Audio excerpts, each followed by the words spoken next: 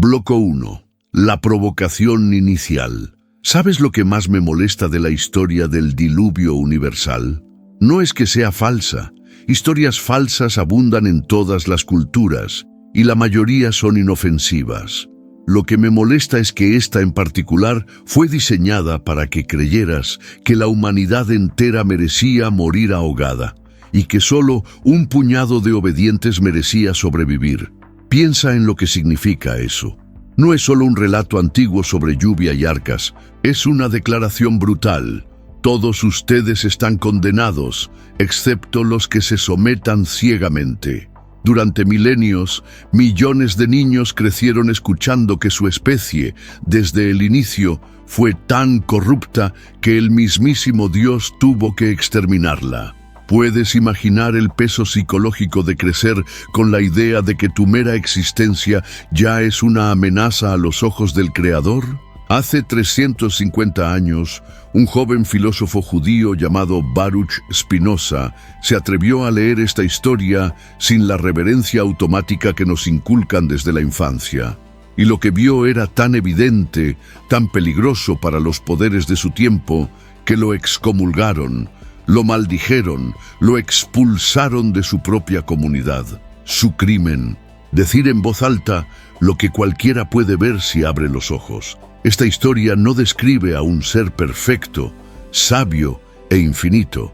Describe a un rey humano, vengativo, paranoico y lleno de miedo.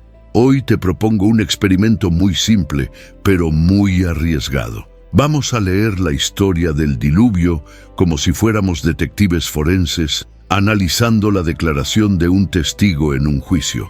Y lo que vamos a descubrir no solo desmontará este mito, sino que cambiará para siempre tu manera de entender la justicia, el poder y tu propio valor como ser humano. Porque resulta que la ciencia moderna, la geología, la genética, la arqueología, trabajando cada una por su cuenta sin proponérselo, llegó a la misma conclusión devastadora. Esto no pasó. Esto no pudo haber pasado. Esto es imposible que haya pasado. Pero aquí viene lo más importante. Cuando entiendes por qué se inventó esta historia y qué mecanismo psicológico activa en tu mente, todo cambia. Porque el diluvio no fue creado para explicarte el clima. Fue creado para controlarte a través del miedo. Y una vez que entiendes el truco, una vez que ves el mecanismo, dejas de caer en él. Bloco 2. Las incoherencias internas. Leamos el relato con atención. Un Dios perfecto crea la tierra, llena de vida, y en apenas unos capítulos concluye que todo está corrupto, que todo debe ser borrado del mapa. ¿Qué clase de perfección es esa que fracasa tan rápido en su propio diseño?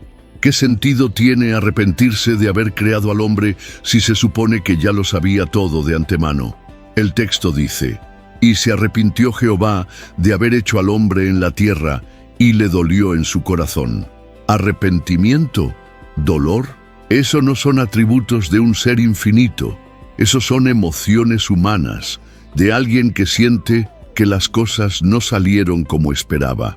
Pero lo más revelador es que la historia del diluvio no es original. 1000 años antes de que se escribiera el Génesis, los sumerios ya narraban la epopeya de Gilgamesh, donde los dioses, molestos con los humanos, envían un diluvio para exterminarlos, y un hombre justo construye un arca para salvar a su familia y a los animales. El diluvio bíblico es una copia adaptada de mitos mesopotámicos mucho más antiguos. La diferencia es crucial. Mientras en Gilgamesh los dioses son múltiples, contradictorios y caprichosos, en el Génesis se presenta un Dios único, pero con exactamente las mismas pasiones humanas. Ira, miedo, celos. En lugar de un ser perfecto, encontramos el reflejo de un monarca tribal, obsesionado con la obediencia y dispuesto a arrasar con todo para imponer su autoridad. Bloco 3. La ciencia contra el mito. Y si miramos la historia con los ojos de la ciencia, el disfraz se cae por completo.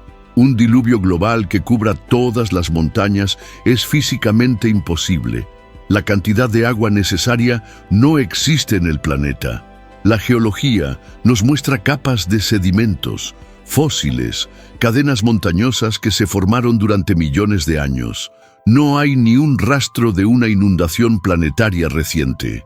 La biología también lo desmonta. ¿Cómo podrían todas las especies animales caber en un arca de madera? ¿Cómo sobrevivirían depredadores junto a presas durante un año entero? ¿De dónde vendría el alimento para millones de criaturas? Y lo más importante, ¿cómo se repoblaría el planeta a partir de un par de cada especie sin una endogamia catastrófica que las llevaría a la extinción inmediata? La genética humana es aún más contundente.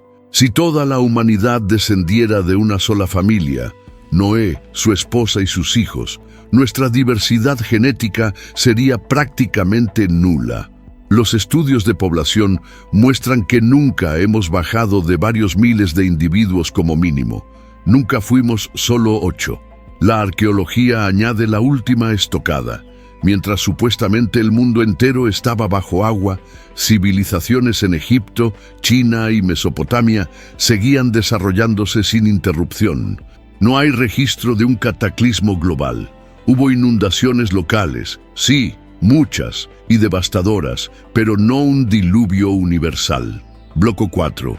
El verdadero propósito del mito. Entonces, la pregunta es inevitable. Si esta historia es tan evidentemente falsa, ¿por qué se contó? ¿Por qué se transmitió? ¿Por qué se canonizó? Porque su objetivo no era explicar fenómenos naturales. Su objetivo era crear un sistema psicológico de control. El diluvio es el relato perfecto para instalar el miedo más profundo. Si desobedeces, Dios puede destruir no solo tu vida, sino toda la humanidad. Es la advertencia última, el ejemplo que convierte a la obediencia en cuestión de supervivencia. No obedezcas y no solo mueres tú, mueren tus hijos, tus vecinos, tu especie entera. ¿Te das cuenta del nivel de manipulación? Bloco 5. El mecanismo de la culpa colectiva. El mito del diluvio refuerza algo aún más oscuro. La idea de que la humanidad entera es culpable. No es que algunos pecaron, todos lo hicieron. No es que algunos deben pagar, todos merecen morir.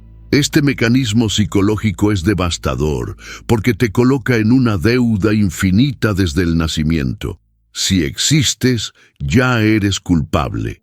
Si respiras, ya mereces castigo. Y solo unos pocos, los que dicen representar a Dios, pueden ofrecerte el camino de la salvación. Primero te convencen de que eres condenado, luego te ofrecen la única salida, un negocio perfecto. Bloco 6.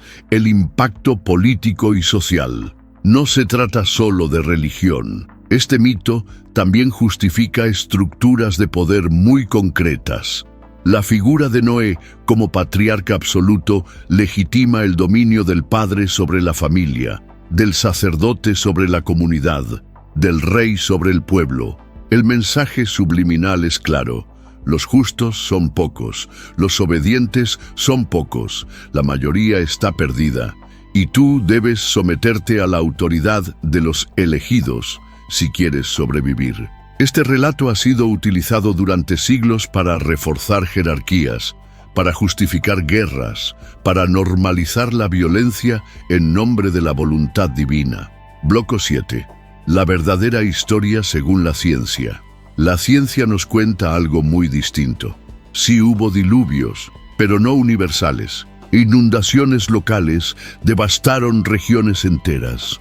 El desbordamiento del Tigris y el Éufrates, tsunamis en el Mediterráneo, glaciaciones y deshielos que elevaron mares y borraron aldeas enteras. Nuestros ancestros, al presenciar esas catástrofes, las interpretaron como castigos divinos. El miedo los llevó a inventar relatos que dieran sentido al caos, pero lo que la evidencia realmente muestra no es destrucción total, sino resiliencia humana, comunidades que se adaptaron, que reconstruyeron, que aprendieron de los desastres. Nuestra verdadera historia no es la de un Dios que aniquila, sino la de una especie que resiste, que sobrevive, que siempre encuentra un camino.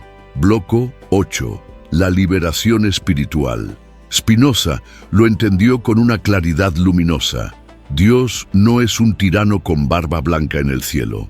Dios es la naturaleza misma, las leyes eternas del universo, la sustancia infinita de la que todo forma parte. Un Dios así no destruye por capricho, no necesita castigar ni vengarse, no puede sentir miedo ni celos, porque nada le falta. Cuando entiendes esto, el diluvio deja de ser un relato de terror y se revela como lo que siempre fue, un drama humano, una proyección de nuestros miedos sobre el cielo, y al verlo, te liberas, te das cuenta de que no necesitas vivir bajo amenaza. El universo no es un verdugo, es tu hogar. Bloco 9. El despertar colectivo. El mito del diluvio fue un programa de obediencia basado en el miedo. Hoy podemos desmontarlo con ciencia y con razón. Pero el paso más importante es no caer en nuevos mitos modernos. El mito de la meritocracia, el mito del progreso infinito, el mito de que tu valor depende de lo que consumes. Los mecanismos son los mismos. Primero te convencen de que eres insuficiente, luego te venden la solución. La libertad empieza cuando dejas de creer esas historias y reconoces tu poder intrínseco. Bloco 10. El cierre inspirador. La verdad es infinitamente más asombrosa que cualquier mito. No eres descendiente de 8 sobrevivientes escogidos a dedo. Eres el resultado de 13.800 millones de años de evolución cósmica. El hidrógeno de las estrellas, el hierro de supernovas, el calcio de galaxias enteras, todo está en tu cuerpo ahora mismo. Eres polvo de estrellas que despertó.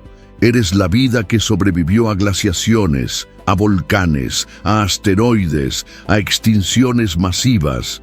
Eres descendiente de seres que nunca se rindieron, que cruzaron mares, que construyeron culturas, que soñaron futuros imposibles.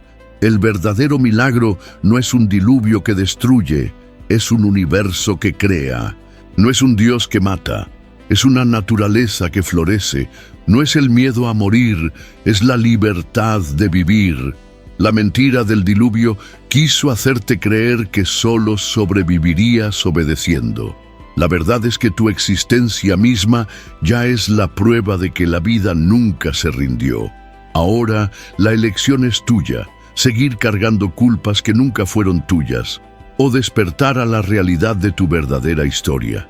No somos hijos de un genocidio divino. Somos hijos de las estrellas, de la tierra, de la vida que nunca se detuvo. Bienvenido a casa, hermano. Bienvenida a casa, hermana. El diluvio terminó. Tu verdadera historia apenas comienza.